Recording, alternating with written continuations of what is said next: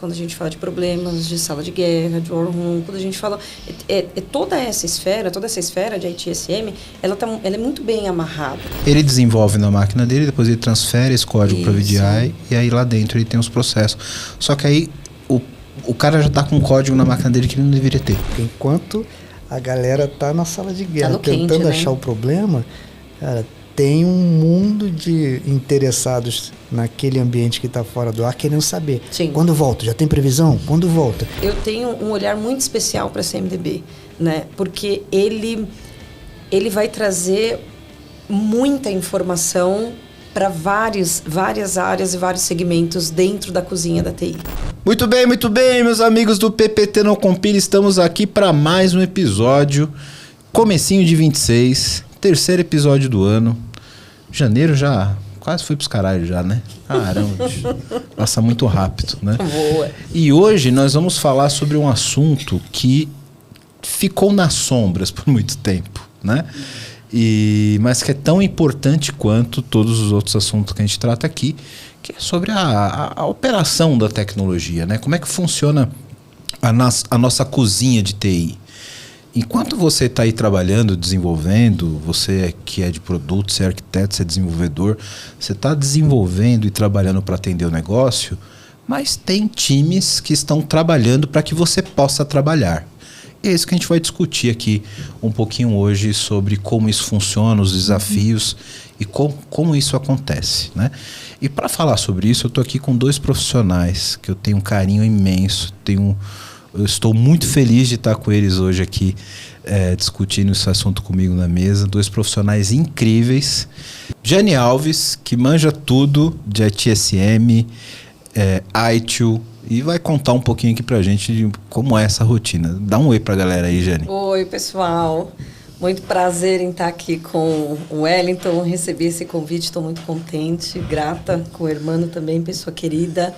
Bom, sou Jane Alves, sou administradora por formação, pós-graduada em gestão de empresas, em gestão de tecnologia da informação e segurança da informação. Tenho aí mais de 20 anos na área totalmente voltado à área de TI, mais de 15 dentro da gerência, dentro da gestão de equipes de performance em ITSM, em suporte, gestão de ativos de TI, telefonia, essa parte toda de serviços de infraestrutura. Eu tenho aí um caminho bacana percorrido, ajudando aí empresas a transformarem os seus ambientes de serviços de TI. Muito prazer em estar aqui com vocês. Obrigado por ter vindo, Jane. Imagina, muito feliz de você estar aqui. Grata. E aqui, do nosso lado direito, Hermano Gomes, o cara que mantém tudo de pé, no bom sentido. Deixa tudo rodando.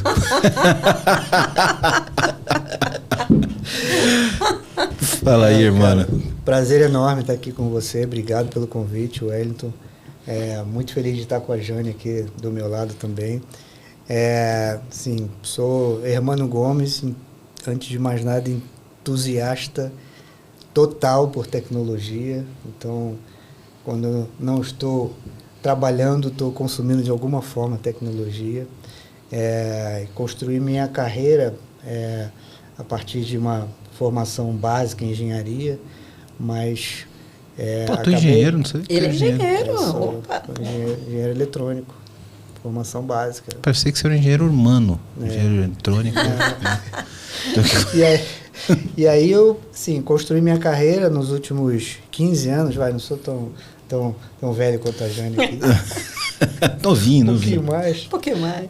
Mas nos últimos 15 anos, pelo menos, eu tenho direcionado minha carreira para ajudar as empresas a manterem as suas operações de tecnologia de pé, para garantir que os ambientes e as aplicações que suportam os negócios das empresas estejam de fato disponíveis e com a performance adequada. Então, esse é o que tem sido minha missão aí nos últimos anos. Show de bola. Obrigado por ter vindo, meu amigo. Tenho certeza que tem muito a contribuir aqui e acho que esse episódio vai ser uma aula, né? Então, vem comigo porque esse episódio está muito bom. A gente vai entender aqui com esses convidados Como que funciona essa operação de tecnologia? Como é que você que está aí sentado na sua cadeirinha programando, ou o próprio usuário que está dentro da companhia utilizando aquele sistema, como que isso tudo fica de pé, né? Como que funciona essa operação, a prestação de serviço de tecnologia para a área de tecnologia? Como que é gerenciado todos esses links de internet, os computadores, data center, nuvem? Tudo isso tem alguém olhando, né?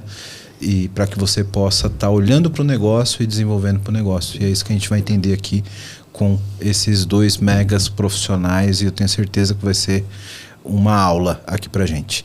Eu vou deixar o link do LinkedIn dos 2 aqui na descrição.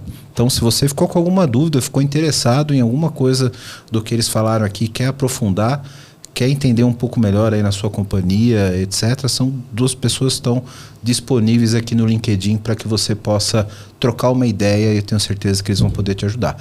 Então vamos lá, que o episódio está excelente. Bora!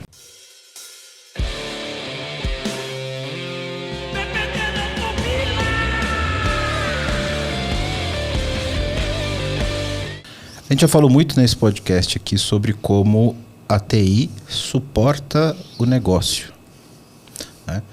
Como que a gente trabalha como um alicerce da companhia para suportar o negócio, para trazer retorno para a companhia. Mas aí tem aquele velho ditado, né? Quem suporta o suportador, digamos assim.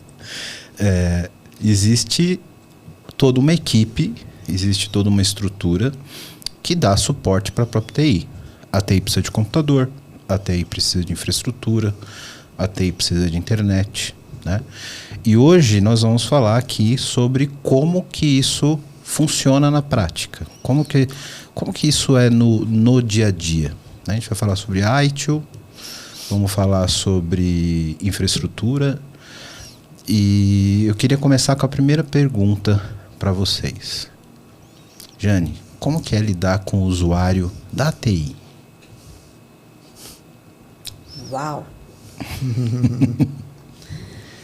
Até que o usuário de TI, ele não é difícil de lidar com o usuário de TI, né? O usuário de TI, ele compreende muito mais as coisas que estão acontecendo, uma vez bem explicado.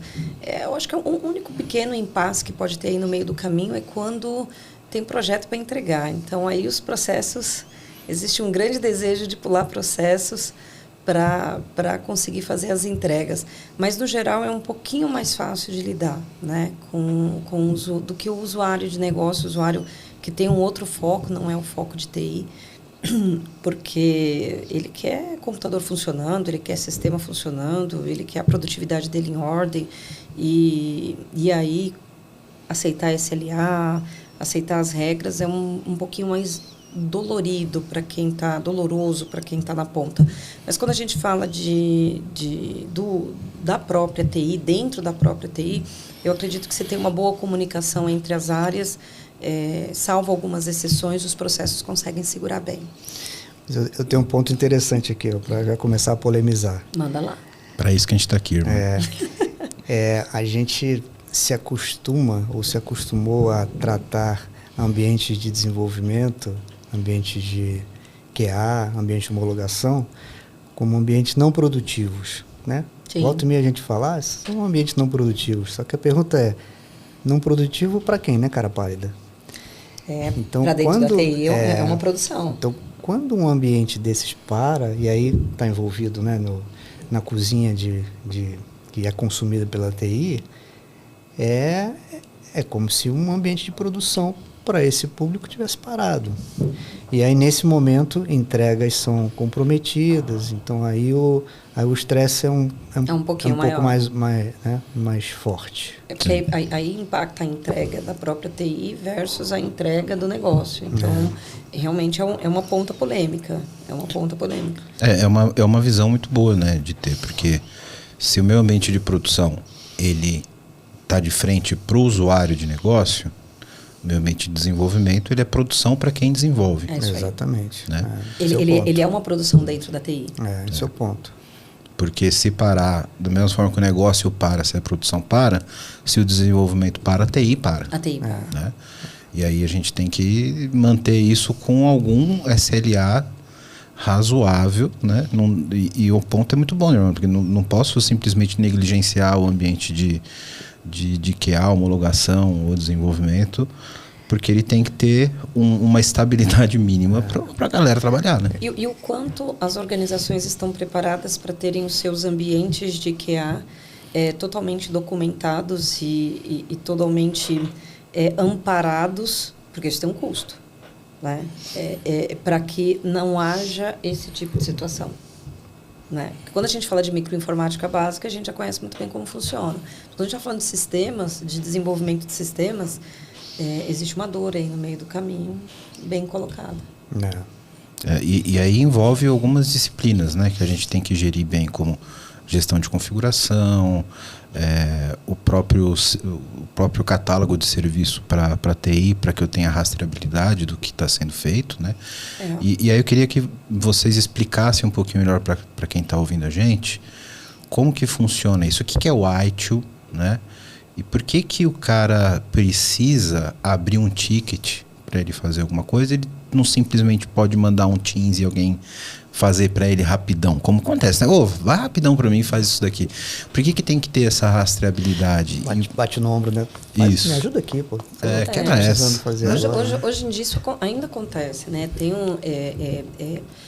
o ITIL, ele flexibilizou-se muito, né? Se a gente vem das primeiras esferas de ITIL, ali era realmente muito engessado. Então, essa é a biblioteca, esse é o processo, é isso que precisa ser seguido. Quando a gente fala dessa nova última versão, parece que já tem até uma outra para sair já, mas ele está muito mais voltado ao valor, à entrega de valor, do que ser tão rígido como ele era antes.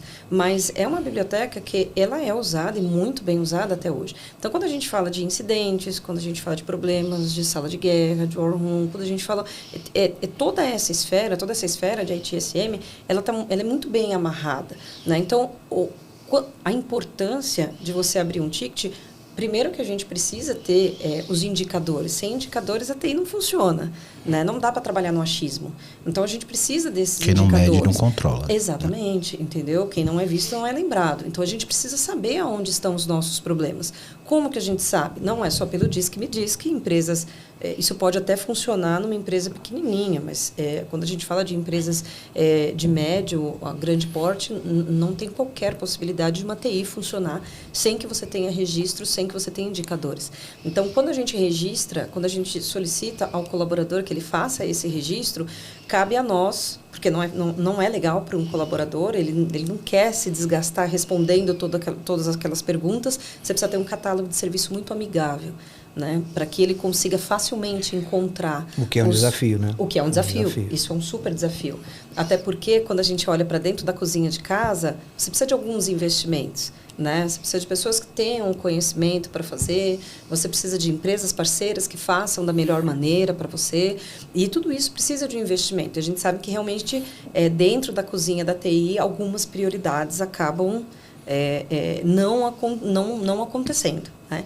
Mas quando a gente fala de todos esses registros, eles viabilizam muito a correção de problemas. Então, se você tem um incidente registrado corretamente, se você começa do catálogo de serviço, você tem um catálogo de serviço bem parametrizado, então você consegue fazer uns registros de maneira, com o colaborador consiga registrar de maneira mais amigável, ele consegue encontrar onde colocar a informação, coloca a informação nos bastidores, quem recebe, né, que seja o analista de qual área for dentro da área de TI, que ele recebe, ele consegue dar uma tratativa mais rápido, e se aquilo vira um problema, né, a gente tem como ter discussões para fazer com que isso aconteça e com que tenha resultado em cima disso, resolução efetiva da causa raiz. Se não tem registro nenhum, não tem como ir para lugar nenhum, né? Não tem como caminhar.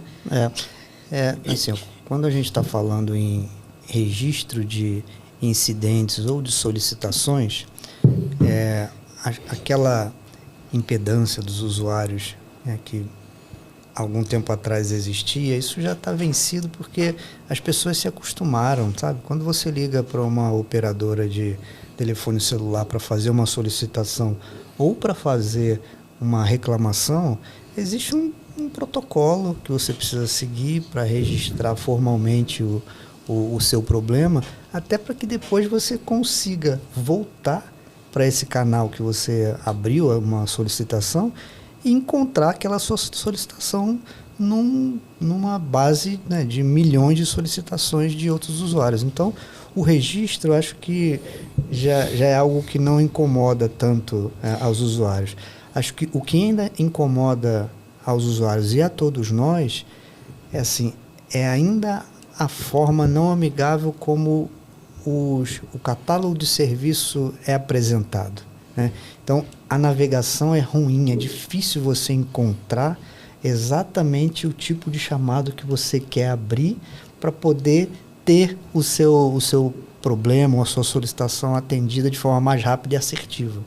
Então, isso para mim ainda é um desafio, a gente ter um catálogo de serviço mais amigável. E aí a gente pode usar, né, IA para nos ajudar, né, para a gente ter um pouquinho mais de flexibilidade, para a gente não ter que ficar lá trabalhando com listas gigantes e sequenciais encadeadas para encontrar exatamente qual é o tipo de item que você tem que escolher, né? Quando a gente olha na visão do usuário, sem dúvida. Eu ainda confesso para você que, mesmo trabalhando algumas boas 2 décadas aí nessa área, ninguém gosta de abrir chamado. nem o analista gosta de registrar o chamado, nem o usuário eu confesso gosta que até hoje eu falo... Ninguém gosta de abrir chamado, entendeu? Assim, as pessoas se conformam, mas elas não gostam. E aonde a coisa pega é o SLA, né? Onde você não consegue ter visibilidade de quanto tempo você vai ser respondido, né? Você vai conseguir ter a sua resposta e que essa resposta realmente venha efetiva. Então, olhando no modo do usuário. Quando a gente olha no modo cozinha da TI, vai muito mais além, porque a gente precisa dessas informações. Você vê que essas informações estão amarradas. É o incidente, é a solicitação, é o histórico da máquina, é o histórico do sistema, é o histórico do usuário, né? Que tudo isso vai amarrando. Onde a gente tem ali a gestão do ativo, o CMDB, onde a gente tem toda a parte ali de catálogo de sistemas, onde você vai amarrando as interdependências de cada uma dessas, que, consequentemente, vira um pacotão para a segurança da informação, né? Porque é onde segurança da informação consegue olhar todo esse pacote, sistema amarrado que acessa, que tem vínculo com essa máquina, com esse servidor. A arquitetura também é super importante. Exatamente, é isso aí. Então, quando você olha essa árvore toda, tudo isso faz todo um sentido quando a gente fala ali do dia a dia da empresa e da segurança da empresa. Porque se uma máquina dessa está descoberta, ela pode causar sérios problemas, inclusive dependendo de como o servidor está, de como o sistema está, como é que o código do sistema está. Então, a gente tem uma série de amarrações aí no meio do caminho que ela começa pequenininha aqui, num incidente, quando você, olhando para a cozinha, né, quando você vai criar um novo projeto, um novo sistema. Esse sistema, ele está entrando, de que maneira que ele está entrando? Né? Ele está com toda a sua documentação, rastreabilidade, ele está com toda a parte de observabilidade ali configurada. Essa cozinha precisa ser muito bem desenhada e muito bem arquitetada e colocada em prática. Para quê? Para que quando alguma coisa der errado, o incidente der errado, que bater na ponta para o usuário, que ele for gerar aquele incidente, você sabe exatamente aonde buscar. Isso é um grande desafio para todas as empresas. Quero falar com você agora que ainda não conhece a Clever. Clever é uma empresa que já tem mais de 3 milhões de usuários em 30 países com 30 idiomas diferentes, que tem trazido soluções em blockchain, criptomoedas e ativos digitais. O objetivo da Clever é te dar liberdade financeira para operar nesse mercado de cripto. Então, se você acredita nisso, se você acredita nessa liberdade, você já pensa como a Clever, vai conhecer os caras, é clever.io. Estão contratando também pessoal para trabalhar com cripto, com blockchain. Então, se você tem interesse, se você tem conhecimento nessa área, procura a Clever. Se você gosta de criptomoedas, se você opera no mercado, você precisa conhecer a Clever, precisa conhecer as soluções da Clever. Então, o endereço está aqui embaixo no vídeo. Para quem não está no YouTube, é clever.io. Vai lá, vai conhecer, que realmente é um mercado sensacional. E eu queria trazer uma discussão para a gente trocar aqui inclusive com quem estiver nos ouvindo, pode deixar seu comentário aqui. é comum a gente ter uma linha muito tênue, principalmente nas empresas que trabalham mais focadas com agilidade, entre o processo de desenvolvimento ali e o atendimento de serviço de TI. Que algumas atividades são de fato de processo de desenvolvimento. E aí algumas empresas são organizadas por squads, etc. E aí você tem atividades que são inerentes ao desenvolvimento, e às vezes você tem um cara de DevOps junto com o time, um cara de infraestrutura, que aquilo faz parte do processo do desenvolvimento. E você tem o catálogo de serviços, que são serviços de tecnologia que são oferecidos para o time de tecnologia, né? E o importante da gente ter... O catálogo técnico. O catálogo técnico. E o que é muito comum a gente ver um engano ou até uma sobreposição de atividades que são inerentes do processo de desenvolvimento serem oferecidas como serviço de TI. E aí você acaba tendo um processo mais burocrático de desenvolvimento de software. E é muito comum você ver, o cara fala, pô, tô aqui desenvolvendo. Aí eu preciso trocar uma variável de ambiente no servidor tal. Aí o cara tem que abrir um chamado, esperar 24 horas para alguém lá pegar... E fazer a mudança. Né? Só que isso seria uma mudança que ele faria rápido e ele perdeu um dia de desenvolvimento. Mas ele pode derrubar algum lugar. Ele pode quebrar alguma coisa. Sim. Precisa ter um cuidado muito grande com o ambiente. Né? E é esse o ponto, né? Como que a gente dosa isso para que você não tenha que fazer todas as ações de desenvolvimento através de tickets, porque senão você não consegue desenvolver num tempo ágil, né? E você mantém a governança do ambiente justamente para você ter uma gestão de mudança, você ter o controle de configuração desses ambientes. Como que vocês veem essa linha tênue dentro do processo?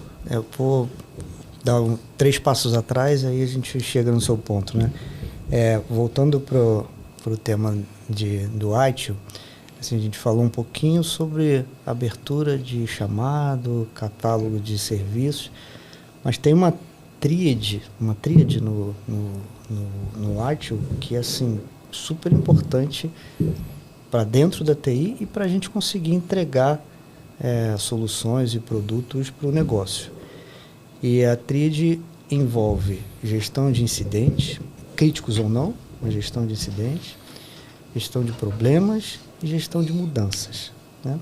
Tem uma brincadeirinha que a gente diz é que se você tem um incidente e não encontra a causa raiz daquele incidente, a única certeza é que esse incidente vai acontecer de novo. Né? Não pode não ser hoje, pode não ser amanhã. Mas vai acontecer de novo. Mas vai acontecer. Por isso a gente precisa da gestão de problemas. É para conseguir identificar a causa raiz de cada um dos incidentes que acontecem, para você evitar que ele aconteça de novo. Então, essa é a gestão de problemas. E o terceiro pilar aí dessa tríade é a gestão de mudanças, né? Porque se a gente não consegue controlar as mudanças que estão acontecendo no ambiente produtivo, que é o que afeta diretamente o negócio, a gente não consegue voltar para entender o que mudou de ontem para hoje que fez com que um sistema que estivesse funcionando ontem hoje não estivesse mais. Então, a gente fazer o vínculo e o controle de cada mudança que acontece no ambiente ajuda a gente a voltar para entender o que mudou de ontem para hoje para atacar um incidente e aí depois voltar para a gestão de problemas. Dito isso, a gente, para dar agilidade para os desenvolvedores, a gente não pode controlar tudo o que está sendo feito nesse ambiente que para o negócio ainda não é um ambiente produtivo, com todo o rigor dos processos que a gente faz para levar algo para a produção. Seja numa empresa que está mais com processo de desenvolvimento mais automatizado, com esteiras DevSecOps, ou para as empresas que ainda estão fazendo os deploys de forma mais manual. Então, enquanto o pacote de desenvolvimento ainda não está pronto para entrar em produção, a gente precisa ter os processos mais enxutos, né? Para permitir que os desenvolvedores consigam entregar.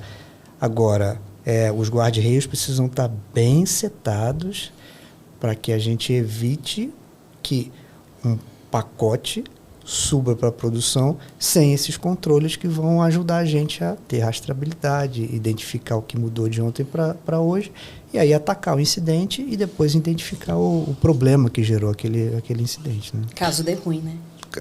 Se tem alguma certeza no mundo da TI, já, é que vai dar ruim. Vai dar ruim. Em algum momento vai dar ruim. Vai dar ruim. Né?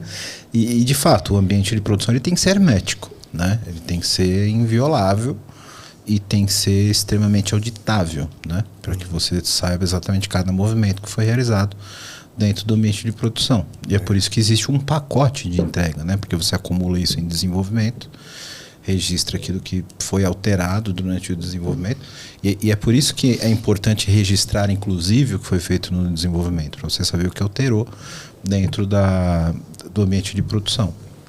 Uma coisa que as pessoas confundem muito, Irmão e Jane, aqui, agilidade, você ter agilidade para desenvolver, ter liberdade para desenvolver. É diferente de falta de controle. É diferente de falta de controle. Completamente. E a falta de controle entra em processos. Exatamente. Você precisa ter um registro daquilo que está sendo feito, mesmo que seja de forma passiva, usando inteligência artificial, automação, etc. Mas isso precisa ser rastreável, né? Porque amanhã o programador gêniozinho que está lá achando que ele consegue fazer tudo sozinho, amanhã ele pode não estar mais lá. Né? Sim. E aí aquilo tem que ter um registro. E você não pode deixar também a empresa refém do desenvolvedor, ou do gestor, ou do analista. Não é esse o intuito, né? A gente sabe que bons profissionais, eles fazem, acontecem e deixam a sua marca no mercado pelo seu trabalho e não porque você está retendo a informação. Mas esse é um passo para... o que nós estamos falando agora é um passo para voltar naquilo que a gente falou lá no início, que é o ambiente antes da produção. Né? Que ele tem que estar de pé, ele tem que estar bem, ele tem que estar funcional para que o desenvolvedor tenha liberdade de poder fazer o que ele precisa fazer ali e enfim, documentar o que precisa ser documentado para que isso vá para a produção e aí a gente volta para a ITSM, que é a mudança. Né? Uma vez bem estruturado e a mudança vai, a mudança sobe e se der algo errado, né, você tem como dar um rollback rápido. Você tem a informação ali para conseguir tirar o ambiente e não deixar ter um caos ali no meio do caminho. Né? Mas aí a gente tem todo esse pacote para trás, né? Que precisa acontecer ali atrás, precisa ter essa liberdade, o ambiente precisa estar bom, precisa estar de pé para que seja feito todos os testes, toda a parte ali de QA para depois você colocar isso em produção. E evitar aí as salas de guerra. Né? Tem uma discussão interessante que isso gera bastante atrito, que é até onde, de fato, a gente pode deixar livre para o desenvolvedor controlar o desktop ou o notebook que ele está usando para desenvolver. Isso aí não vai ter fim, essa discussão. Não, essa é uma discussão brava. E faz parte do pacote de ambiente de desenvolvimento que você estava falando. Né? Então, até onde, né? Você vai... assim, cercear o trabalho do desenvolvedor e vai impedir que ele instale um pacote adicional, porque ele quer testar, ele quer... mas ao mesmo tempo... Está faltando uma pessoa de segurança da informação aqui. Mas ao mesmo tempo a gente olha para o que isso vai trazer de risco e vulnerabilidade para Está faltando alguém de SI teve um episódio que a gente fez sobre o ataque ao Banco Central, que teve aquele desvio do Pix, etc. Né? Do Pix. E aí eu estava com 2 especialistas de segurança. Eu assisti. E o que eles falaram é que hoje, dentro da cadeia produtiva de tecnologia, o ambiente de produção e o software que é exposto na internet, por exemplo, ele quase não é mais alvo de ataque. Porque você tem o WAF, você tem firewall, você tem uma série de proteções que blindam esse cara na ponta. Mas você tem a vulnerabilidade da pessoa da ponta. E aí você não consegue entrar no software pela frente. Por que eu preciso brigar para pular essa muralha gigante que eu tenho em produção, se eu posso entrar na máquina no cara que vai levar um negócio para produção para mim? né? Então, o ambiente de desenvolvimento, o desenvolvedor, bibliotecas, etc., estão sendo o alvo principal agora de ataques, né? Então, uma credencial que vaza, um acesso que o cara não precisa ter, que ele tem e não precisaria, né? Uma esteira que não analisa vulnerabilidade, o cara botou uma biblioteca na internet, essa biblioteca tem um código malicioso, sua produção está perfeita. Ela está com firewall, está com AF, está tudo certinho, só que o código que subiu lá está com... Já foi sujo. Já foi Já sujo. subiu sujo, Né? Então, isso é um problema que eu, por exemplo, não consigo ter um lado. Porque eu tenho o viés de executivo de tecnologia e também tenho o meu lado desenvolvedor.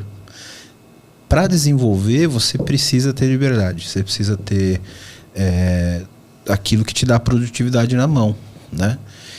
E eu entendo que muitos desenvolvedores têm particularidades. O cara gosta de uma ideia, o outro gosta de outra, pode ser produtivo de uma forma ou outra. E nem sempre a empresa dá essa liberdade. Antigamente até tinha aquele... agora ficou até obsoleto a sigla, que era o BYD, né? Que é o Bring Your Device. Que aí você plugava lá. Mas, cara, eu não sei o que tem na máquina do cara. Você vai trazer o cara para dentro do perímetro. Então... Porque você tem algumas formas de blindar, né? Você tem algumas formas dentro de segurança da informação. Você deixa o cara com um VDI, você... tenta blindar de alguma maneira para que ele consiga fazer o desenvolvimento ali. Mas nenhum a partir é perfeito, dali, né, Jane? Mas não é perfeito. Nenhum é, porque, por exemplo, o que muitas empresas fazem é dar uma VDI pro cara, ele desenvolve na máquina dele, depois ele transfere esse código para VDI e aí lá dentro ele tem os processos. Só que aí o cara já está com um código na máquina dele que ele não deveria ter. Entendeu? Exatamente. Eu não deveria ter código da empresa na máquina dele. Mas aí eu entendo que vai da estratégia de cada empresa, né? A estratégia de cada empresa no sentido de pagar por equipamento. Quando a gente fala da microinformática básica, ela parece padrãozão e commodity, sabe? Mas não é bem assim. Equipamento é caro e dependendo da escala da empresa, são milhares de equipamentos, né? E não é só o equipamento. Então, você tem que ter um equipamento um pouco mais robusto, onde você consiga colocar todos os seus agentes de segurança, né? E aí você vai trazer uma pessoa para dentro, você tem que fornecer equipamento, você tem que fornecer sistema, então, todos os agentes de segurança, porque é impossível a gente falar de qualquer coisa de TI, falar em segurança da informação. Hoje em dia, não cabe mais, né? Então, assim, segurança tem que estar envolvido. E a segurança... ela tem que estar envolvida na ponta, no computador. E aí, além dos sistemas, além de tudo, então, aí você entra com o CMDB, que você precisa ter o acompanhamento das suas máquinas, aí você entra com a gestão de ativos, aí você entra com toda a parte de observabilidade, você entra com a parte dos alertas que você recebe, de DLP. Então, tem muitos mecanismos. Tudo isso tem custo, tudo isso tem um custo. Então, assim, o quanto a empresa está disposta, qual que é a estratégia da empresa que ela está disposta a ceder para dar mais liberdade para o desenvolvedor, mas, ao mesmo tempo, não comprometer? Porque, entrando na linha do que você comentou, se aponta agora o usuário ou o desenvolvedor, é o foco agora é o alvo do nível de criminalidade, você vai colocar todos esses sistemas. O cara vai dar a senha, o outro vai entrar. Entendeu? No final do dia é uma avaliação de risco. Né? Exatamente. É estratégia versus... Compra o risco, vai. Exatamente. Senão, escolha de trade-off, né? Vai ser uma liberdade vigiada por conta do risco. Sim. E por mais que você tenha toda essa estratégia e você tenha... Vai da índole da pessoa que está na ponta também. Ah, sim. Entendeu? Que aí esse é um fator que você não tem como prever. Sim. Né? A pessoa que está trabalhando com você há anos, ou que acabou de entrar, ou isso e aquilo, e o cara simplesmente se rende a um dinheiro extra, vai lá e coloca toda a empresa a perder. É um crime, claro. No caso do Banco Central, por exemplo, foi um analista que faz uma credencial. Né? Ele vendeu a credencial dele, acho que por R$15 mil. Foi, alguma coisa assim. Alguma coisa assim. Vou deixar o card aqui. Peraí, deixa eu ver aqui. Ó. Deixar o card aqui para você ouvir o episódio. Mas o que surpreende é como é que a credencial de um analista é capaz de fazer um Pix de 500 milhões, né? Então, aí é gestão de acessos. E aí tem alguma coisa errada nessa parada. Aí volta né? para a cozinha da TI, exatamente. Então, assim, qual era o que ele era capaz de fazer?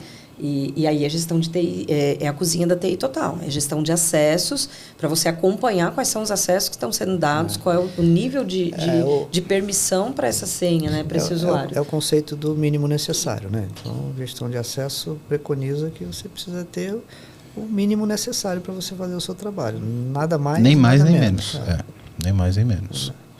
E aí entra a liberdade, né? Então, lembrando do desenvolvimento... você vê, uma vai amarrando a outra, né? Ela é isso aí. Ela é vigiada, ela precisa ser vigiada. O que eu sempre falo pro desenvolvedor, eu no começo da minha carreira, eu era esse cara de...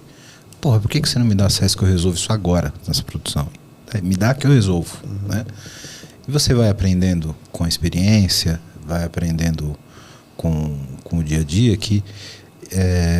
E é isso que eu falo pro desenvolvedor, cara, o problema não é sobre você, não é que as pessoas não querem te dar o acesso. O problema é, e se não for você? Entendeu? O acesso não é para você. Esse acesso, é para sua credencial. E se não for você usando ela? Entendeu? Você pode ser um cara honesto, você pode ser um cara... Mas e se não for você? Né? Então, desenvolvedor, você não seja rebelde. Não seja rebelde, por favor, não seja rebelde. Os processos existem justamente para, seja em infraestrutura, seja em desenvolvimento, seja em segurança da informação, mas os processos existem justamente... Existe uma razão de ser. Existe uma razão de ser, para dar um resguardo, tanto para quem está na ponta desenvolvendo, fazendo ou trabalhando, como a empresa que precisa seguir com o seu negócio, né? Aí sabe, puxando o gancho de incidente, né? Se a gente tem um código mal desenvolvido ou mal testado e que gera um incidente em produção, aí na nossa cozinha a gente tem as famosas salas de guerra. Você que está aí escutando esse episódio bacana e quer levar toda essa tecnologia, essas novidades para sua empresa e não sabe como, chama o time da VMBers. A gente pode ajudar vocês com desenvolvimento de software, com arquitetura de soluções, a entender os problemas que vocês estão vivendo e sair do outro lado com uma solução bem bacana.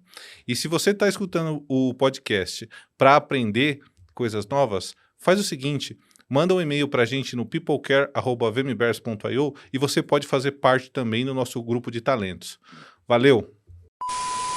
Agora o time do Relações Públicas vai gostar mais de mim. Eu tenho certeza que quem está ouvindo a gente aqui nunca passou por uma sala de guerra. Isso é uma coisa que não acontece. Acontece lá na Finlândia, onde os caras desenvolvem o Linux e tal. Aqui no Brasil não acontece. Não tem, né? Mas, assim, ao longo da minha carreira, eu percebi que tem formas e formas de você tratar uma sala de guerra, respeitando os processos, né? Registro de tudo que está sendo feito, alterado a quente no momento da sala de guerra, porque tem um incidente crítico, onde está parado, então você precisa realmente agir. Mas com registro, com comunicação, porque enquanto a galera está na sala de guerra tentando achar o problema, cara, tem um mundo de interessados naquele ambiente que está fora do ar, querendo saber. Quando volta? Já tem previsão? Quando volta? Então, o processo o back-office. O processo de comunicação para o negócio, para informar o que está acontecendo e blindar o pessoal que precisa, sabe? Deixa o homem trabalhar, porque senão o cara não consegue resolver o problema. O que eu percebi ao longo da minha carreira, das empresas por onde eu passei, é que tem uma forma de você conduzir esse ambiente tenso de uma maneira assim mais humanizada, sabe? Para que as pessoas, mesmo num momento de tensão natural, porque é uma crise, tem um ambiente fora do ar e está impactando o negócio, as pessoas se respeitem, né? As pessoas confiem uns nos outros para que não tem aquele apontar de dedo, não, putz, isso aqui é problema de firewall, não, isso Mas aqui isso é problema uma construção, né, de Hermano? sistemas, isso aqui é problema de rede. O foco é achar o problema, não achar o culpado. Exato. Todo mundo, você tem que, assim, e precisa ser um ambiente de confiança realmente, sabe? Exato. Porque é a confiança e a transparência que te leva a ter um modelo de trabalho mais sadio, sabe? Mais leve, mesmo num momento de crise. E eu tenho certeza... É uma construção, né? É uma construção. Você tem que construir isso dentro da empresa. Isso depende, né? do ambiente da empresa, depende do grau de interação das lideranças, equipes, exatamente. Principalmente das lideranças, afinal, toda equipe é reflexo do seu líder, né? E eu tenho certeza, irmão, que uma sala de guerra conduzida de forma mais humanizada, com as pessoas tendo um respiro para pensar, né? Ela tende a ser resolvida muito mais rápido do que naquela que a galera fica, e aí? Resolveu ou não? Porque aí o cara acaba virando tentativa e erro e a crise se prolonga muito mais do que num ambiente onde as pessoas têm condições de analisar qual é o problema, né? Eu quero fazer só um parênteses para... Pode ter, não sei, vai que tem, né? Alguém que está nos ouvindo que não sabe o que é uma sala de guerra. Então a gente explica aqui. Quando você tem um problema em produção, você teve, sei lá, você está no site do banco, o site do banco parou de funcionar. Lá dentro do banco... Tá um caos. Tá um caos. Tem gente correndo com bandeja para um lado, tem gata derrubando o cafezinho na mesa. Provavelmente... Essas pessoas vão se organizar em uma reunião, ela pode ser virtual, pode ser presencial, enfim, com pessoas de várias áreas e vão tentar resolver o problema. Como a gente falou aqui, dentro do processo de TI, dentro da operação da TI, tem vários processos. Nesse momento, os processos eles são modificados, eu não vou dizer suspensos, mas eles são modificados. Então, para que esse problema seja resolvido de uma forma mais rápida, as pessoas têm um acesso mais liberado ao ambiente para poder fazer as correções de uma forma mais rápida, mas como a irmã falou, tudo isso precisa ser registrado para ser tratado de uma forma posterior e ser reportado. Então, é um parênteses que a gente abre dentro da nossa operação para poder ter mais liberdade para resolver o problema mais rápido. Né? E nem sempre o incidente grave ele gera uma sala de guerra, né? Sim. A gente pode ter vários incidentes graves, mas que a causa ela é conhecida e rapidamente se restabelece. Isso. Então, quando a gente fala de sala de guerra é quando você não tem conhecimento da causa, tem visão da causa. Tem que investigar. Da causa, precisa de investigação. Com então, um time, né, uma equipe multidisciplinar. Multidisciplinar, Então, o cara de segurança, exatamente. o cara de rede, o cara de servidores, o cara de sistema operacional, do próprio sistema, o cara de arquitetura, é um grupo grande. Né? Vem a SWAT. Vem a SWAT da empresa para dar conta.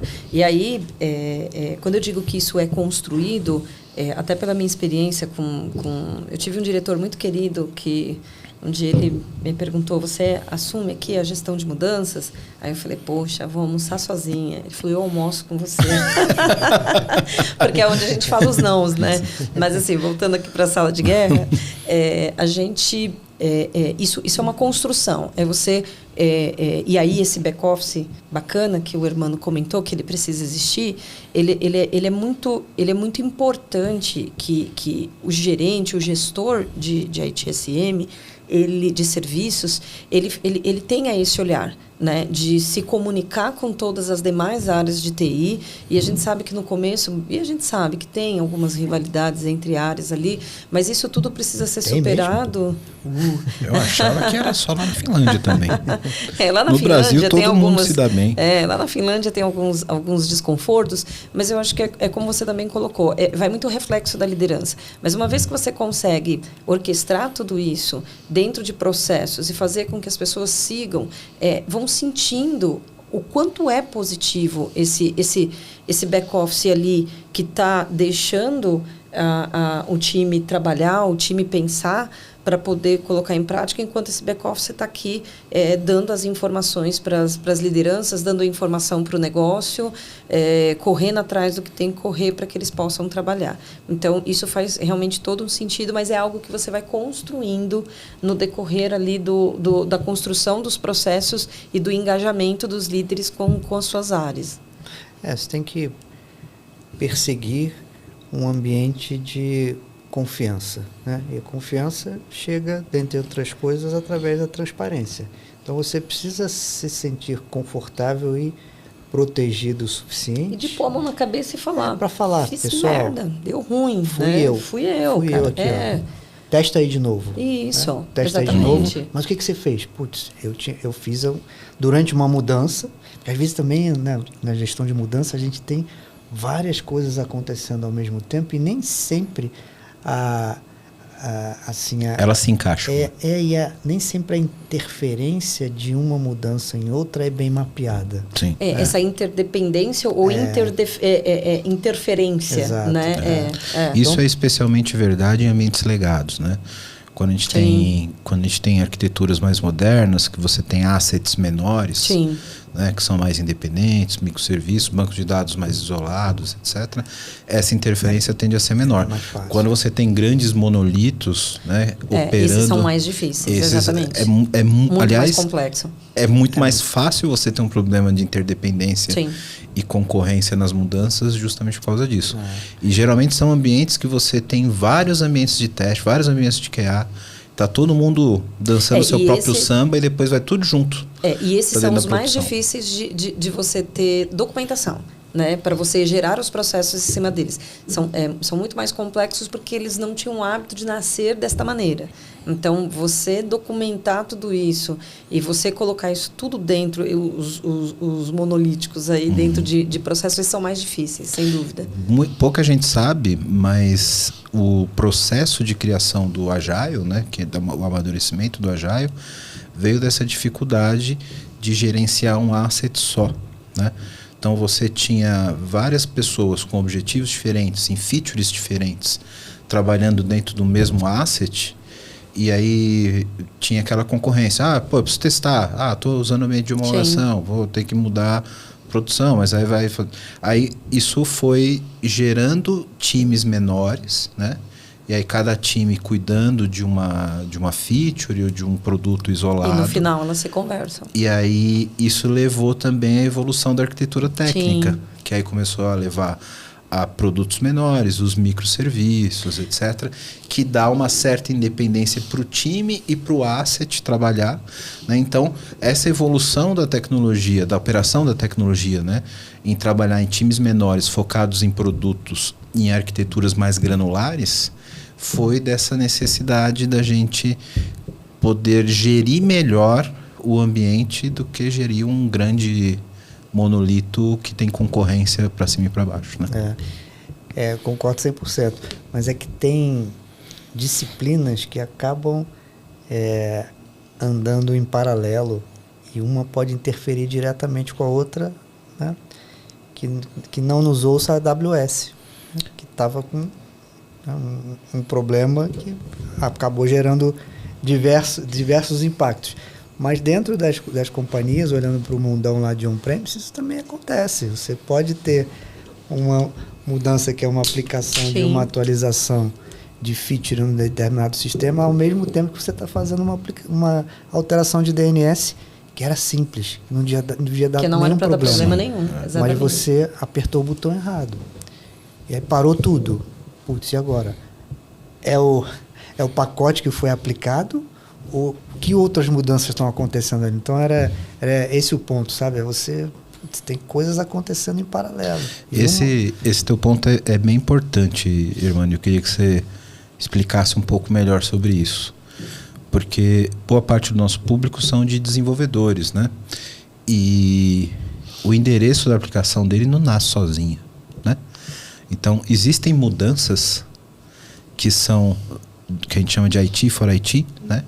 São mudanças estruturais de tecnologia que não necessariamente estão atreladas a uma entrega de negócio, né? Então, eventualmente, no mesmo momento que o cara está fazendo ali tudo bem que geralmente são janelas separadas, né?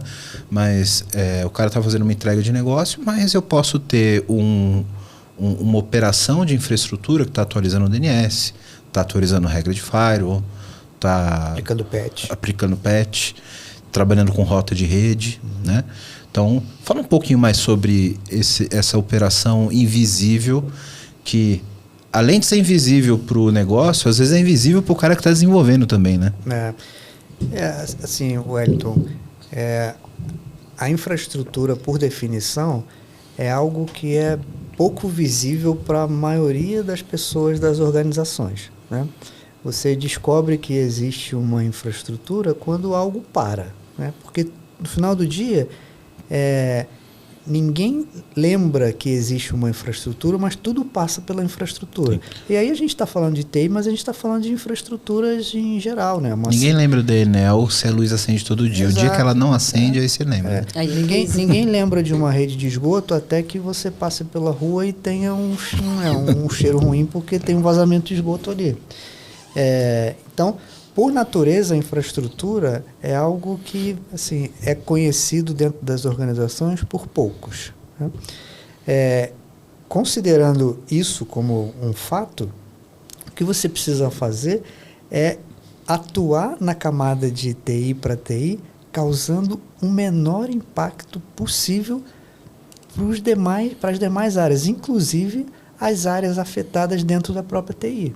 Porque quando você faz uma migração de um ambiente, né, de um servidor para outro, ou de um ambiente de data center para cloud, você precisa planejar isso de tal forma que essa migração, essa mudança seja transparente para todos os outros. Existe uma janela de indisponibilidade, que você vai acordar com o negócio, mas fora isso, a mudança precisa ser o mais transparente possível. Como você consegue chegar nesse ponto?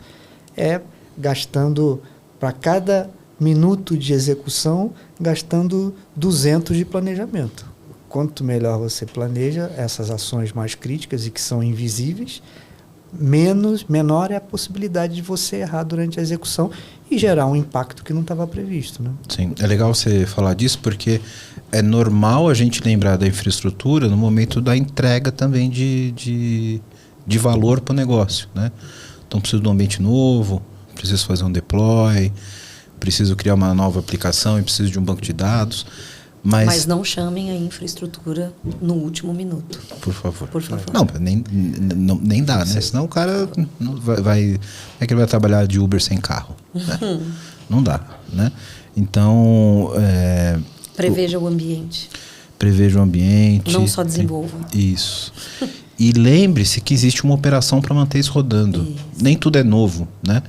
E é isso que eu queria desmistificar com vocês. E a capacidade também, né? Isso, capacidade para poder... Tem um cara monitorando a nuvem, tem um cara monitorando o ambiente de data center.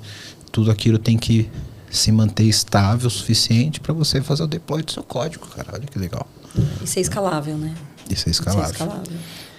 E tem dois pontos interessantes aqui, né, Wellington? Um é que, assim, a empresa não consegue inovar se você não tem ambiente estável. Então, inovação sem estabilidade não existe, né? Você precisa ter uma base sólida.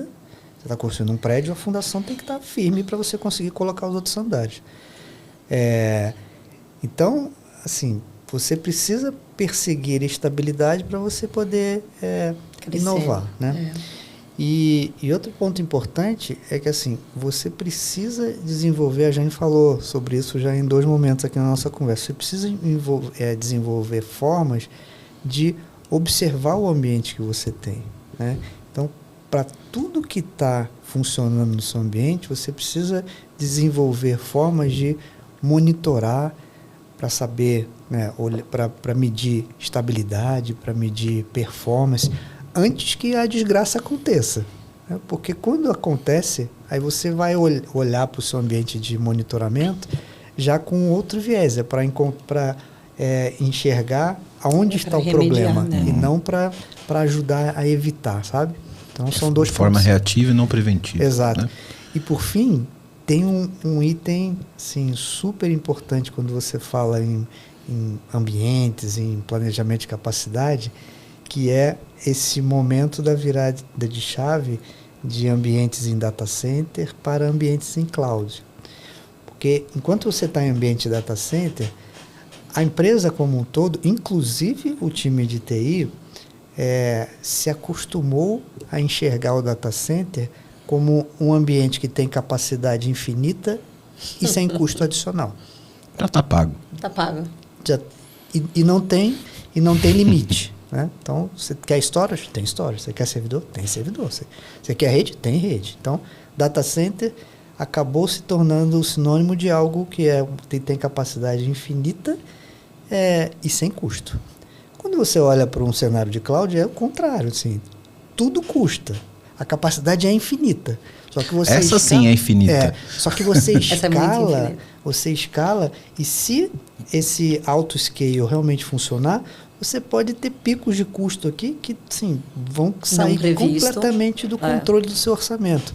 Então, esse tipo de virada também é super importante, sim, olhando para a capacidade que a gente está falando. Né? A gente fala muito aqui no PPT justamente sobre essa visão de trabalhar com data center e trabalhar com nuvem, né?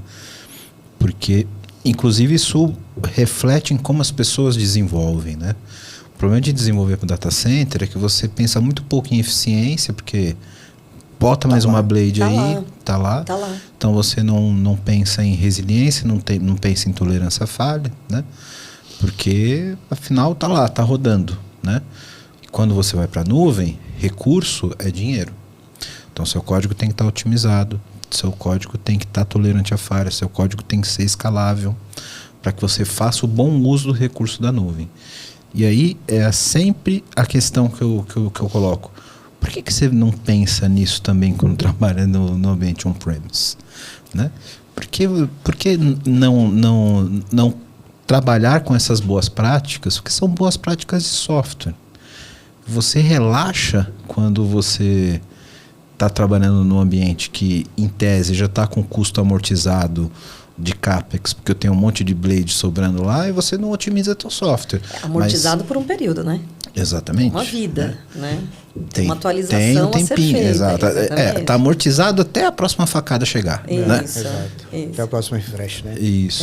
E aí, você acaba não se prendendo às boas práticas de desenvolvimento. Na nuvem, essa boa prática não aplicada e esse software mal desenvolvido, ele reflete imediatamente em custo. Né? Que muitas vezes no data center a gente reflete botando mais memória, já está lá, está ligado. Aumenta a musculatura para compensar deficiência em código mal feito. Exatamente. Isso. Na nuvem isso fica explícito, né? Sim. E é por isso que tem muita gente repatriando. Porque pegou aquilo que tinha as is, indo para a nuvem, só que na nuvem o taxímetro está ligado. Exato. Né? E aí você começa a ver que seus esqueletos no armário são mais feios do que você imaginava. Né? Mas aí é muito dolorido, né? É muito doloroso você descobrir isso voando ali dentro da cloud. Porque isso mostra a fragilidade dos sistemas em relação a esse desconforto financeiro que vai ser pesado. Né? Então, aí eu vou falar para o nosso mestre aqui de infra que tem que ter um zelo e um cuidado muito grande nessa estratégia, né? Quando você vai decidir fazer uma migração aí se você toda tratar a nuvem como trata um data center, né? Então, eu tenho uma máquina X on-premise rodando meu software A e levo para uma máquina Y rodando o mesmo software A na nuvem. Você não teve nenhum ganho do que a nuvem te oferece, de resiliência, de escalabilidade, etc. E está pagando 2 vezes mais caro. Só porque você pode ligar ou desligar essa máquina via API. É isso. Então você tem uma nuvem. A nuvem é um data center de luxo. Né? Então, se você não tratar isso de uma forma inteligente, você acaba pagando muito mais caro. Agora, tem empresas que decidem, olha, não vamos investir em refresh, né, porque os servidores ficam velhos, storage ficam velhos. Não vamos investir em refresh. Licenciamento. E não vamos investir em refactoring de aplicação.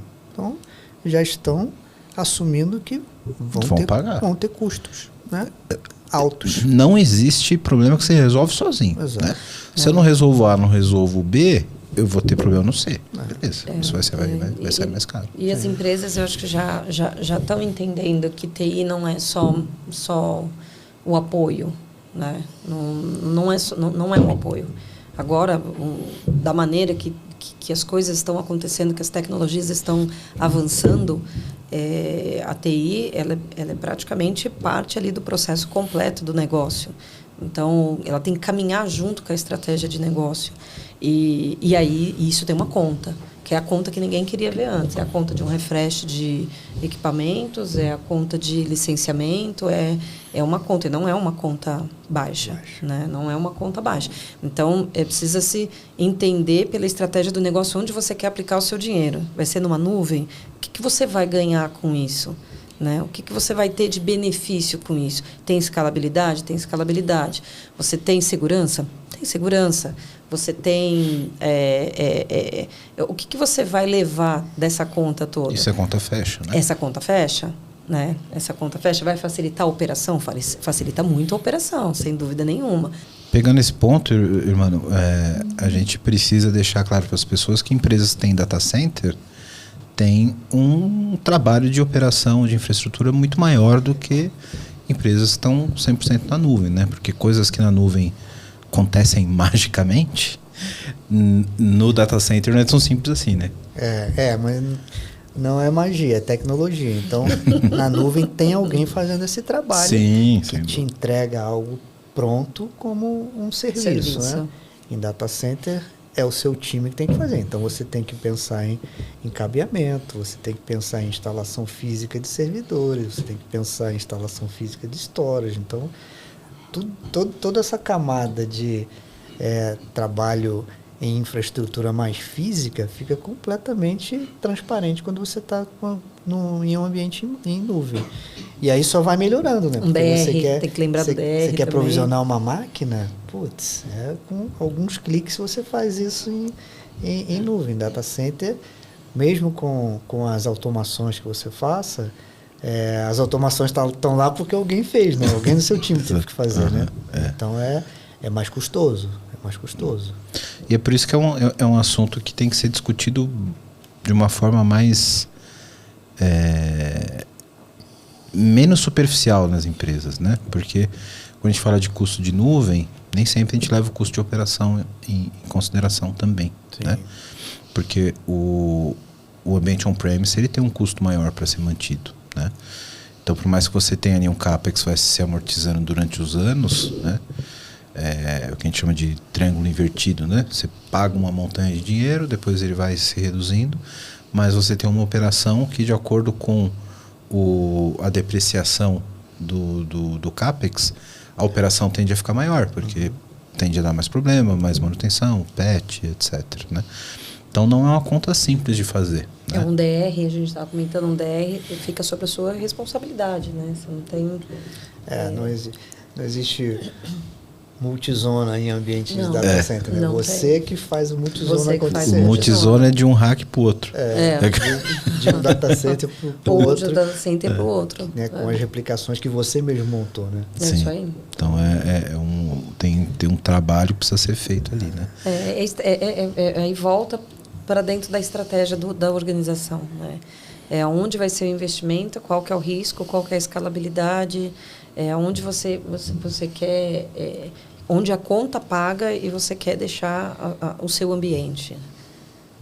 Jane, tem um ponto que eu peguei lá no começo que eu quero voltar com você para você explicar melhor para a gente, que é sobre o CMDB. Isso aqui é é tipo um cabeça de bacalhau nas empresas, sabe? Mas que precisa ser levado a sério. Que precisa ser levado a sério, né? E isso é um dos principais insumos que a arquitetura utiliza para traçar, de fato, a estratégia da companhia, né? Eu queria que você explicasse melhor o que é e como que isso é gerido, como que é trabalhado dentro das empresas. Hoje em dia, quando a gente fala de CMDB, a gente fala de você visualizar, de você conseguir acompanhar toda a sua estrutura de TI, seja computador, seja software, todo um ativo de TI ali, você consegue acompanhar. Como se fosse um inventário. Mais ou menos isso, como se fosse um inventário, só que tecnicamente muito mais amplo, né? E onde você consegue trazer insumos suficientes para que você consiga visualizar todos os recursos que a organização tem, seja servidor, seja firewall, seja computador, seja software. Você consegue ter certificados, onde você consegue fazer todo esse acompanhamento e dentro de métricas você conseguir municiar a organização de informação. Isso é um resumão muito grande, né? E a partir dali, você consegue ter dados para você realmente traçar vários planos dentro de segurança da informação, dentro de gestão de ativos de TI, dentro de infraestrutura, dentro de licenciamento. Então, e aí entra as outras aplicações de ITIL, né? Gestão de configuração, a gente tem gestão de disponibilidade e por aí vai. Então, quando a gente fala de CMDB, você vai ver que você vai ter poucas empresas levam isso tão a sério. E você vai ver que você tem poucos profissionais que têm um conhecimento mais aprofundado. A gente tem muitos softwares, né? Eu não vou mencionar aqui, tem uns de coração, tem outros, né, que o mercado está trazendo. A gente manda proposta de patrocínio. Paga nós. Tem um de coração. Mas, assim, a gente... É muito importante esse mecanismo todo de CMDB, ele ser o mais automatizado possível. Né? Porque senão você vai ficar em planilha de Excel, né? O que não é saudável. Porque quando você dependendo do tamanho da empresa, você não dá conta de... não dá conta. E como você precisa da informação de bate-pronto, você precisa da informação em tempo real, o sistema faz toda a diferença, né? A pessoa capacitada, e aí a gente fala de ITIL, a gente fala de outras bibliotecas ali que também dá para você aproveitar, mas que precisa, o sistema faz uma grande diferença. Senão você vai ficar fazendo discoveries na mão, você vai ficar intercalando, ligando planilhas que você extrai daqui, extrai daqui, extrai dali, extrai dali, e hoje em dia para você poder montar uma base onde você consiga colocar num BI e você consiga transformar gelo, porque isso. se atualizou hoje, amanhã muda, né? Muda, né? Não, são fotografias que você coloca. Então, quando você tem ferramentas e hoje a gente tem realmente ferramentas muito boas, onde ela faz a normatização. Pode né? citar algumas, Jane, sem problema. A gente tem ServiceNow. Mas a gente sabe que tem uns concorrentes legais que estão vindo aí na ServiceNow que estão começando a ganhar o coração, e eu tenho visto empresas grandes, empresas bacanas já fazendo a contratação, né? E é uma concorrência... ServiceNow. Imagina teu logo aqui, ó, bonitão. Uma concorrência pesada, está vindo aí para a ServiceNow. Acho que eles já estão de olho nisso. Mas tem outras ferramentas também que fazem, e que aí a gente fala, quando ServiceNow fala de grandes empresas, de grandes players, né? Mas tem outras ferramentas que fazem, depois a gente pode buscar e listar aqui para divulgar para o pessoal, seja para média empresa ou grande empresa, a gente pode listar, mas é muito importante que tenha ferramenta, não deixe isso na mão, porque o CMDB ele é muito necessário para a segurança da informação, para a infraestrutura, uma gestão de mudanças, né? Você poder ter todas essas informações unificadas. É a planta da tua casa. Você né? trazer a planta da sua casa, entendeu? É muito importante. Complementar um pouquinho, ajudar a Jane aqui a tornar mais simples a explicação, né? O CMDB, de forma bem simplista, é uma grande base onde estão cadastrados os assets de tecnologia da empresa. Então, um asset pode ser um computador, pode ser um software, pode ser um equipamento de rede. Todos os assets, idealmente, precisam estar cadastrados no CMDB, e esse cadastro precisa ser atualizado de forma automática, para que ele seja algo vivo e não uma fotografia. E quem consome um CMDB, desde que ele esteja atualizado? Todo mundo. Todo mundo. Você quer Todo mundo. aplicar PET. Vou aplicar CMDB. PET aonde? Em quais os equipamentos? Putz, a fonte é o CMDB. Eu preciso atualizar o sistema operacional porque a gente está com back level e tem sistemas operacionais que já estão entrando em end of support pelos fabricantes. Quais os servidores estão com esses servidores? Com esses sistemas operacionais obsoletos? De novo, CMDB. Então, o CMDB, uma vez estabelecido de forma funcional, ele torna o trabalho da área de tecnologia assim muito mais simples e preciso. Né? Exatamente. Preciso. Agora, é um desafio. Você, né, a Jane, que é fera em gestão de ativos, assim, é um desafio você ter com ferramenta ou não, você ter um CMDB realmente completo, né? No sentido de ter a abrangência que você deseja, é um desafio, não é simples. Ainda que a gente esteja usando o ServiceNow. Sim, sim. E aí, nesse sentido, você imagina que se você tem isso de maneira bem funcional, eu tive a oportunidade de trabalhar com um diretor querido, que ele tinha segurança da informação e que ele tinha essa visão de que não dá para você fazer segurança da informação se você não tiver um CMDB estruturado, decente. E isso é uma verdade. Então, a gente está falando, a gente está linkando a gestão de serviços de TI com infraestrutura, com sistemas, onde você tem documentado os seus sistemas, onde você consegue, né, as suas URLs. Então, assim, é todo asset, realmente, é todo ativo que você tem dentro de TI, você consegue centralizar ele. E quando você tem ferramental para isso facilita demais, Wellington, porque você imagina que quando você faz um discovery de um equipamento ou de um software, um sistema, e a gente, vários agentes ali dentro, principalmente sistema de segurança, é ótimo para ter agente em tudo que é máquina, você consegue trazer informação, um traz um Win 10, o outro traz o Windows 10, o outro traz... Essas ferramentas normatizam isso. Tem ferramenta que ela, inclusive, te mostra por ícones aonde foi, onde encontrou a informação. Isso traz informação para a segurança da informação. Opa, eu estou com um gap aqui que tem X máquinas que não estão respondendo nesses ativos. Eu tenho em infraestrutura, tem X equipamentos que não estão me respondendo num system center da vida, por exemplo, onde eu preciso entregar patch. Então, o CMDB, quando eu falo de ITSM, quando a gente fala de ITSM, você vê as bibliotecas são cada uma tem a sua grande importância, mas eu tenho um olhar muito especial para a CMDB, né? Porque ele vai trazer muita informação para várias áreas e vários segmentos dentro da cozinha da TI. Né, que, consequentemente, vai gerar informações para projetos, vai gerar informações para atualizações, informações para segurança e para a própria gestão de ativos mesmo. Isso é o gancho que eu queria fazer com vocês. Isso leva para uma outra disciplina que a gente tem, que é a gestão de ativos. Sim. Né?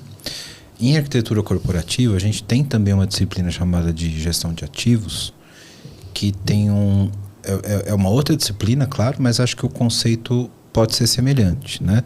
Quando a gente olha para a arquitetura corporativa, a gente olha para os assets como softwares, né? Então eu tenho software A, B, C e qual processo de negócio ele atende. Uhum.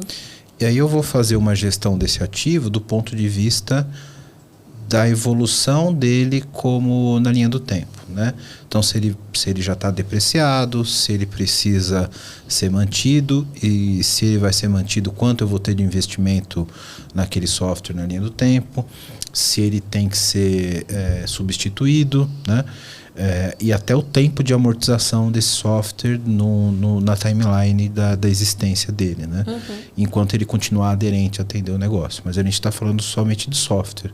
Quando a gente fala de ITSM, a gente fala sobre outros assets também, né, CMDB e a própria gestão de ativos de TI é de todo o assets. A gente tem, quando eu fiz a minha atualização do último ITIL que aconteceu, eu tive um professor maravilhoso e aí a gente estava conversando sobre isso.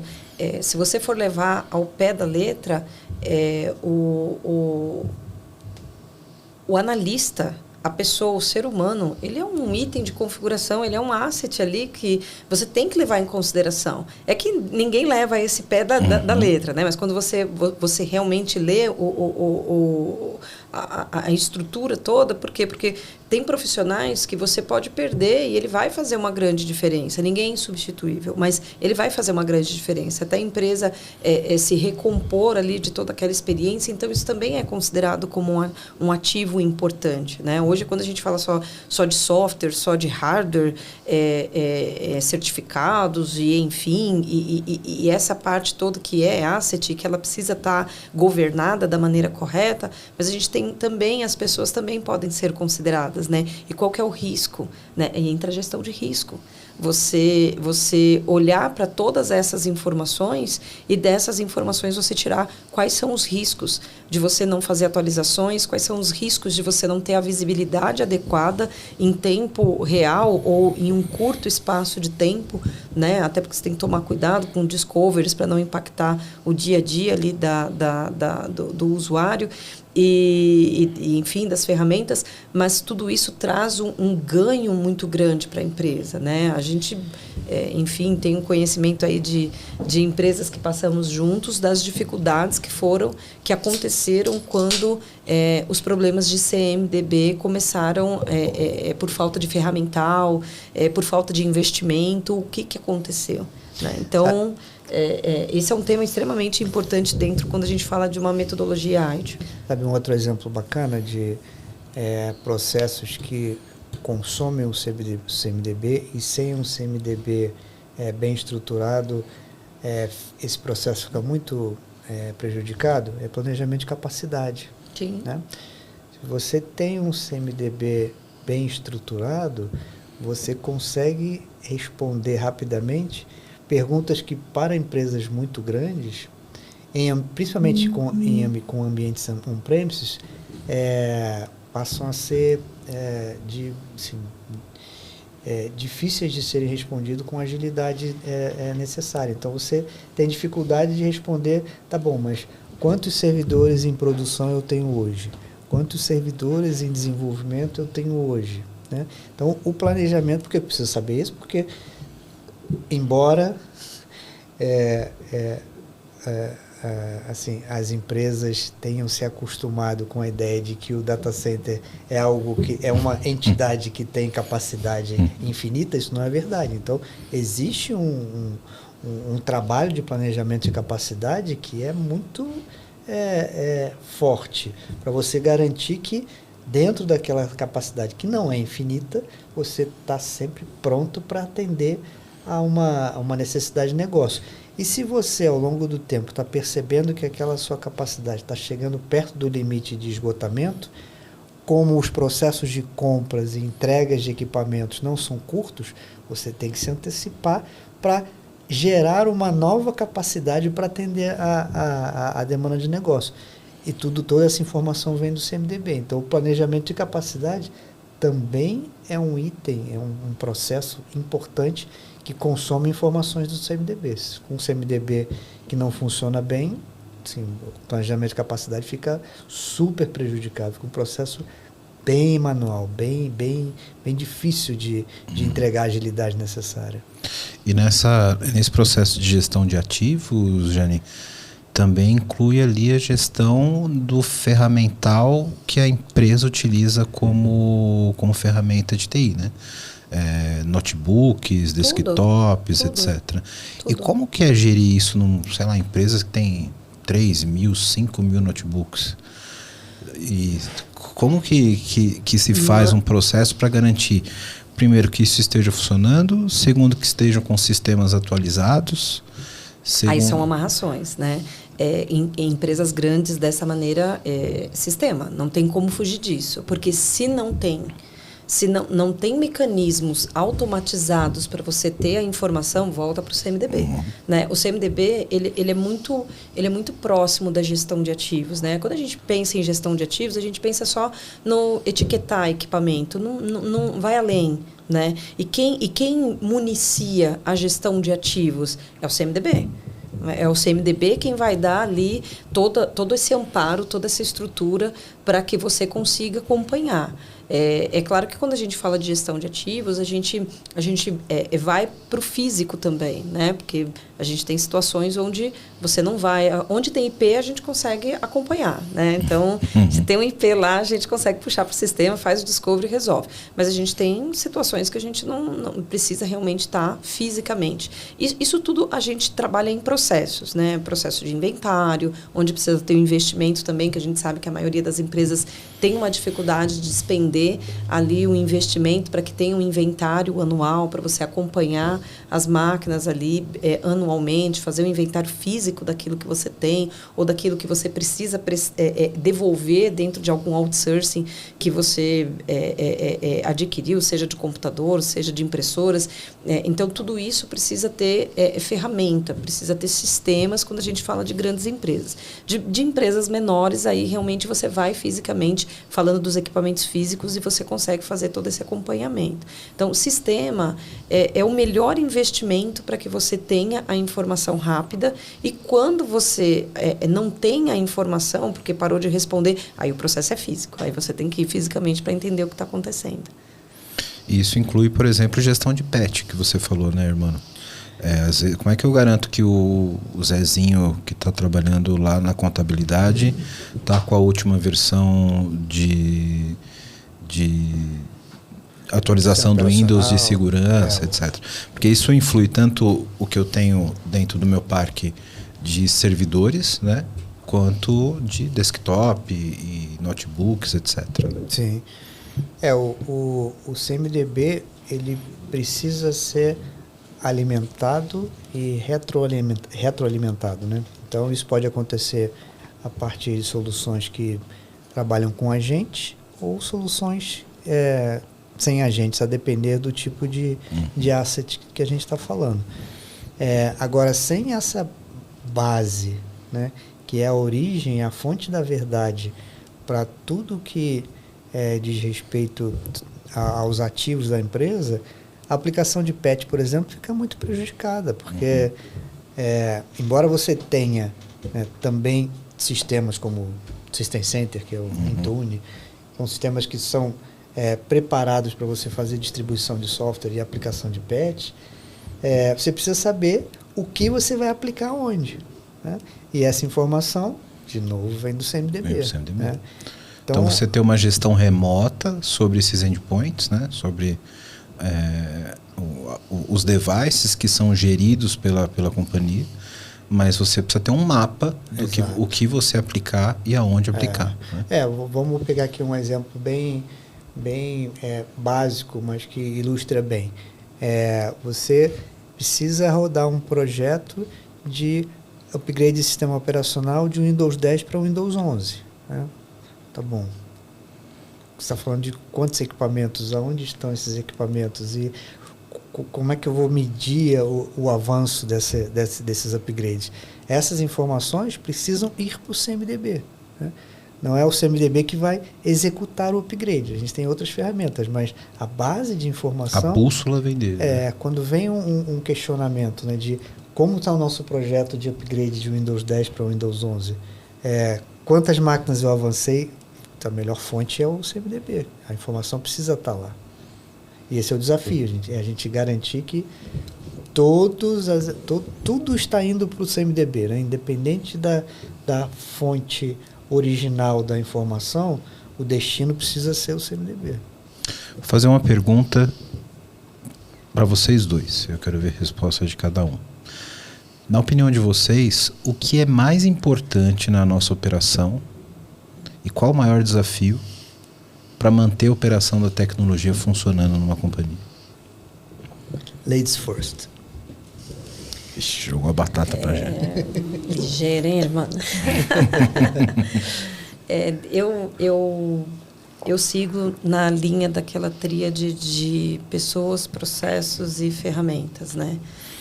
Você não tem muito como fugir disso, né? Você precisa ter pessoas de conhecimento, você precisa ter ferramentas, porque senão você vai ter que aumentar o número de pessoas ou você não vai ter informação. E hoje a gente precisa, na verdade, de informação rápida.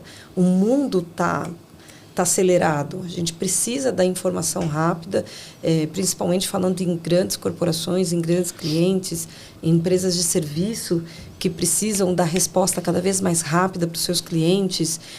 Precisa de ferramental para isso, né? Precisa de investimento em ferramenta, capacitação. A gente sabe que hoje está bem diferente lá do passado, onde as empresas pagavam-se treinamentos. Hoje as pessoas elas estão buscando mais o seu conhecimento, buscando ali se capacitar, e a empresa acaba sendo muitas vezes um facilitador, né? É um trabalho em conjunto, mas eu volto a dizer assim, que para mim ainda é a tríade de pessoas, processos e tecnologia e ferramental. Né?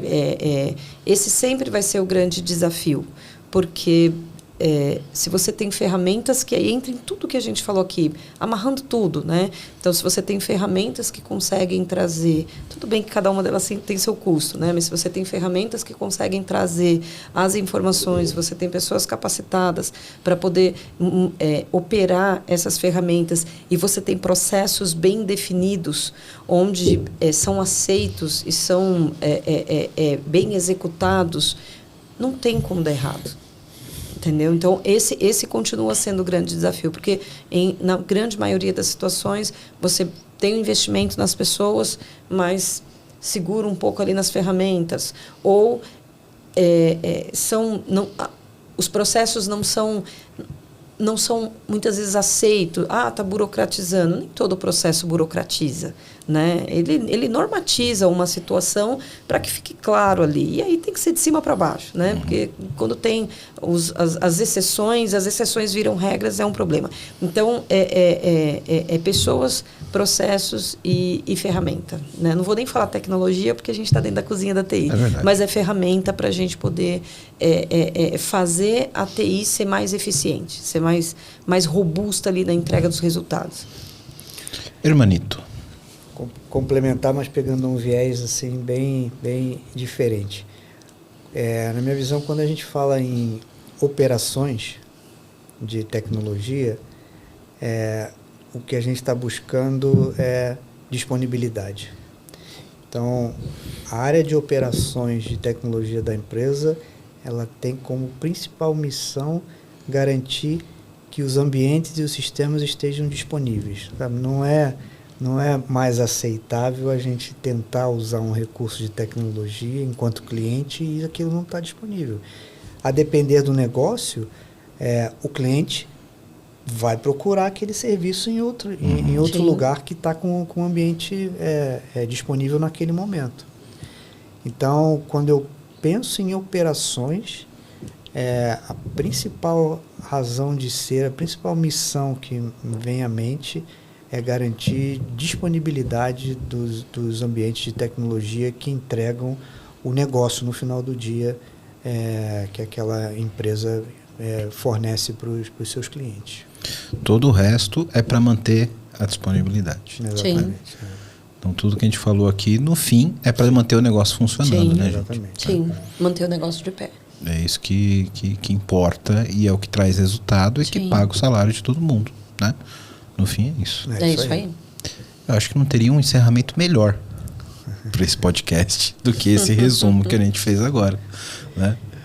Meus amigos, queria agradecer demais a presença de vocês aqui. Vocês não sabem como eu estou feliz de ter vocês aqui na mesa comigo. Muito bom. Te agradeço também demais pela oportunidade e já aceito novos convites, tá? Já estou aqui Eu espero ver vocês aqui muitas outras vezes para a gente discutir muitos assuntos. Nossa casinha está sempre aberta para a gente bater papo sobre TI. É muito gostoso. Gostamos legal. muito. Também sou muito grata. Isso aqui é só uma desculpa para a gente bater papo e tomar cerveja. Né? Eu tomo água, tá, gente? Por acaso tem uns doidos aí que ouvem a gente, mas aqui é uma desculpa para a gente confraternizar. Próxima vez você vai trazer um suco de laranja, né? Vou. Eu não sabia que você não bebia, Jane. Bebo. Eu sou semi-fitness. Fitness já, totalmente jamais. Mas semi-fitness eu tô tentando. Jane, irmão, muito obrigado pela presença pessoal. de vocês. Foi uma aula aqui pra gente. Obrigado. Tragam mais temas. Prazer falar Estaremos aqui com vocês, agora e sempre. Agora e sempre, irmão, pessoa querida. Você que acompanhou a gente até agora, muito obrigado pela audiência de vocês.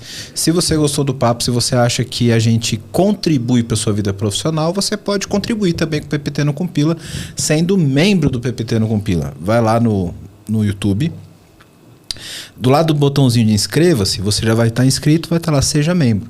Sendo membro do PPT no Compila, você vai contribuir com a cerveja que a gente deu por mano aqui, com um valorzinho mensal. módico para que a gente continue produzindo conteúdo de qualidade para evoluir a sua vida profissional ou trazer o seu entretenimento para você ouvir coisas nerds enquanto estiver na academia, enquanto estiver cozinhando, né, produção? Esse tipo de coisa, né?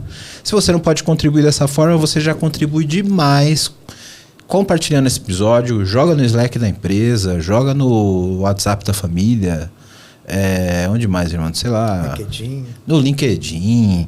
Distribui aí que você, fazendo a nossa comunidade crescer, você nos ajuda tanto quanto os membros do canal. Então, muito obrigado pela audiência de vocês. Obrigado, Jane. Obrigado, irmão. Valeu!